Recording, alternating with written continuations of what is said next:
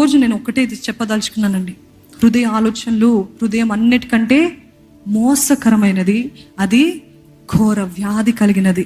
అంటే ఇక్కడ నుండి వచ్చే ఆలోచనల్ని మీరు ఎంటర్టైన్ చేశారు అనుకోండి, ఇంకంతే, మనల్ని మోసం చేసేస్తుందంట. ఘోర వ్యాధి అంట. మన జీవితం అంతా కూడా వ్యాధితో, అంటే బాధతో, ఇబ్బందితో నింపబడుతుందంట.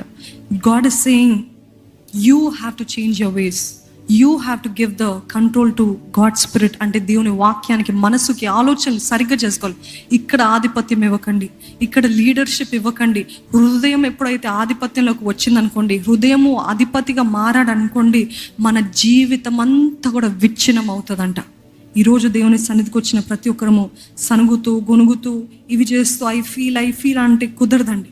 ఈరోజు మన జీవితంలో దేవుని సన్నిధి వెళ్ళిపోవడానికి కారణం ఏంటి తెలుసా అండి? హృదయాన్ని అధిపతిగా చేస్తాం. మన భావోద్వేగాలు, ఎమోషన్స్ని అధికారం ఇచ్చాము కాబట్టి దేవుని మహిమ వెళ్ళిపోయింది. ఇక్కడ సరిగ్గుంటే మన జీవితం అంతా బాగుంటుంది. తైలాభిషేకము నాకు దయచేయ్య, తలను అభిషేకించయ్య, నా తలను అంటయ్య, నూతన నూనెతోటి నా తలను అంటూ. ఎందుకంటే ఇక్కడ సరిగ్గుండాలయ్యా. నేను చిక్కులు పడిన మనస్సుతో ఉన్నట్లయితే అక్కడ దేవుని మహిమ ఉండదు. అందుకే నీ జీవితంలో అంతకంతకు దిగజారిపోతూ ఒంటరిగా అయిపోయారు, ఎవరు మాట్లాడే వాళ్ళు లేరు. ఎందుకు? Because God he's left, his glory he's left. ఎందుకు?